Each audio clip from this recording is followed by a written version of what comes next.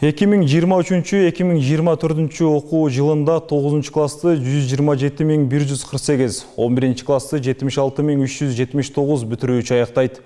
Билим берүү жана илим министрлигинин маалыматына ылайык, 11 классты Бишкек шаары боюнча 12.185, Чүй облусу 11.964, Ош облусу 16.596, Ош шаары 3.239, Жалал-Абад облусу 12.150, Ысык Көл облусу 6.470, Талас облусу 3.327, Нарын облусу 4.037, Баткен облусу 6.391 окуучу.